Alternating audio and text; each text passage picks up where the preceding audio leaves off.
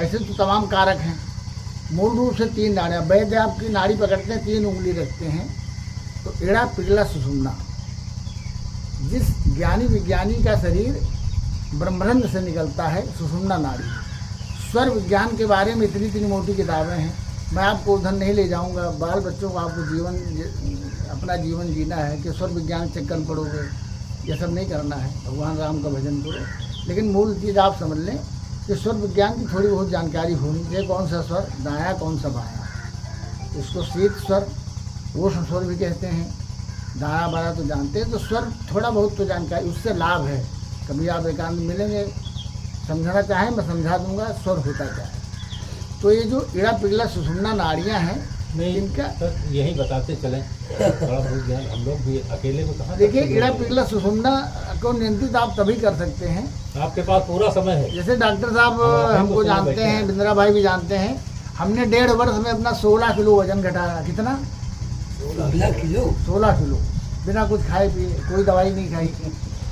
और भगवान की कृपा है, मैं तो उनको धन्यवाद और आशीर्वाद देता हूँ। मेरे पास अभी बुलेट थी, आर्थिक परिस्थिति ठीक नहीं थी, बेच डाली मैंने, लेकिन एक दिन में मैंने साइकिल 272 किलोमीटर चलाई है। कई बार, 2-3 बार ऐसा हुआ है।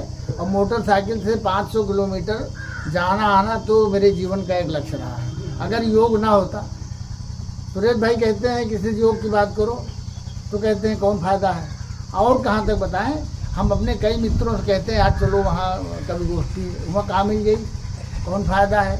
तो मेरे भाई, मेरी कमर में दर्द नहीं होता है, मेरी आंखें ठीक हैं, मेरे दांत ठीक हैं, कहीं दर्द नहीं होता है, धुंधुनी नहीं है, श्वास, लीवर, फेफड़ा सब ठीक है।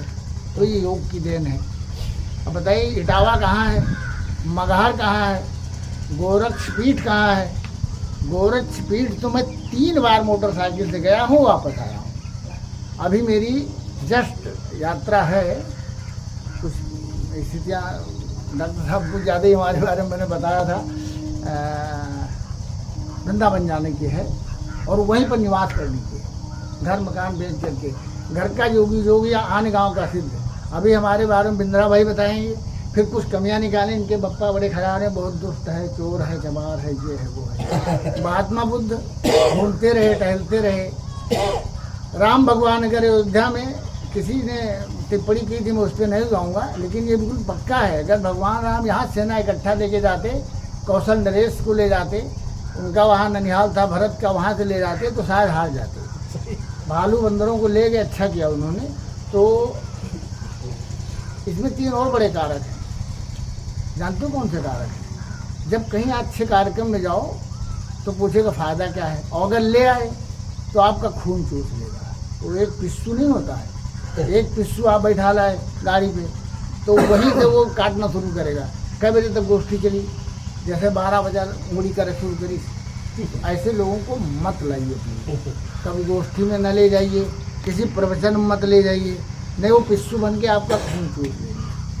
तो आप इत्मीनान से बैठें। जो मैं स्वर विज्ञान की बात कर रहा था, दायां और बायां स्वर, इसको स्वर बदलने की भी प्रक्रिया है, वह एक योग है। वो लेट कर भी किया जाता है, बैठ कर भी किया जा सकता है। लेकिन इससे पहले, क्योंकि सुरेश भाई ने कहा, मैं आपको बता दूं, मैं थोड़ा रास्ते से अलग चला गया था, फिर पटरी पर वापस आ गया। आपका पहले पेट साफ होना चाहिए। अगर आपका कोई सर्जन परिचित हो, मेरे एक अच्छे मित्र हैं वीवी पाठक, दर्शनिया में क्लिनिक चलाते हैं, हमारी अच्छी दोस्ती है, बहुत अच्छे सर्जन हैं। डॉक्टर आरबी सिंह प्रोफेसर हैं, पहले भी प्रोफेसर थे KGM सिंह, वो भी सर्जन हैं। डॉक्टर साहब, एक व्यक्ति के पेट में मरने के बाद 8 किलो मल निकला है, 36 साल पुराना। कितना?